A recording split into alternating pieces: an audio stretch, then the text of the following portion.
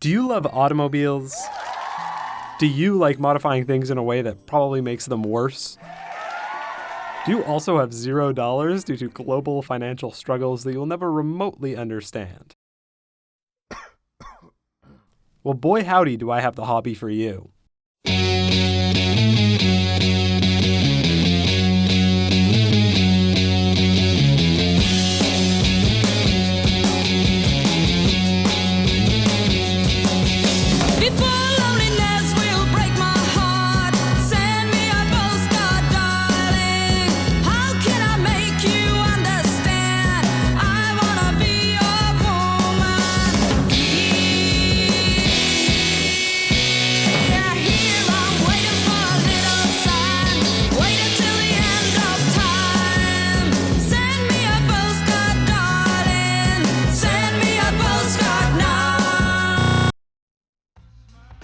This is a bicycle, if you couldn't tell. Although what I can tell is half your lazy asses clicked off the video at the slight mention of exercise. This is, in my opinion, the greatest second hobby if you like cars. The more specific genre of bicycle is a fixed gear, the chosen steed for every 2011 hipster dweeb and 16-year-old South Asian kid alike.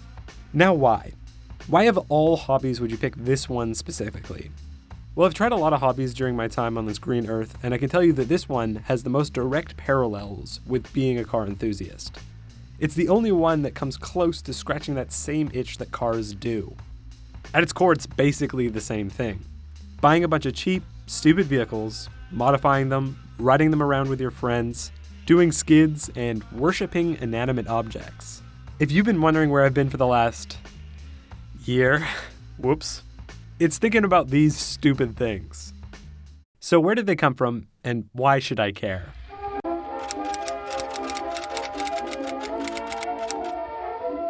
Starting out in the late 1800s, people made these big fucking things out of wood and started riding around them. It's kind of like NASCAR, but without all the Intimidator and all the stuff that actually makes NASCAR cool. These bikes were pretty simple. Like the construction of most early bikes, they didn't have gears because on a velodrome, there isn't any hills. There weren't any brakes because there was nothing to brake for, and the drivetrain couldn't coast because they were only meant to be ridden in relatively short stints. Sometime in the early 80s, people went, what if I rode this on the street? Bike messengers, who were used in big, heavily car-populated metropolitan areas, would deliver documents in small packages around the city, as it was the most time and therefore cost-effective method of delivery. Their weapon of choice was these 60s and 70s used trek bikes because they were pretty affordable, cheap, and most importantly, fun to ride. In the 2000s, fixed gear started to become popular with a more general audience, largely being adopted by your insufferable millennial cousin who owned far too many really, really short beanies. With that, we started getting new track bikes, parts, and culture, peaking in the early 2010s and cementing itself as a mainstay in cringe hipster culture before inevitably coming down towards the middle of the decade. That brings us to today, and back to our original question at hand.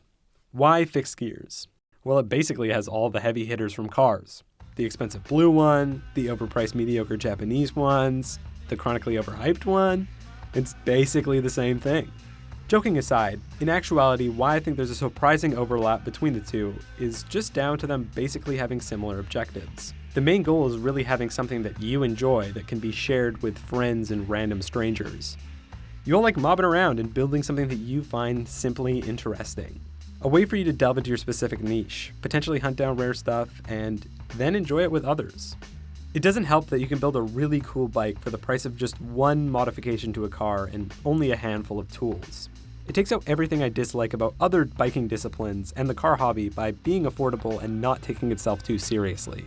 Most importantly, they feel correct to use.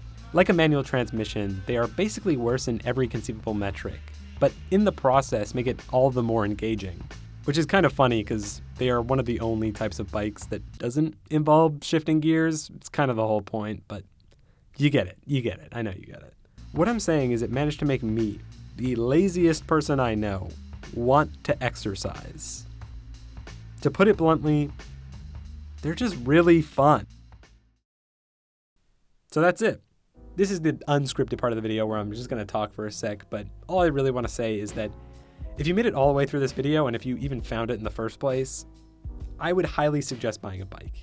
I mean that in full honesty, you will enjoy it. So go buy your bike, get your friends to buy one too, and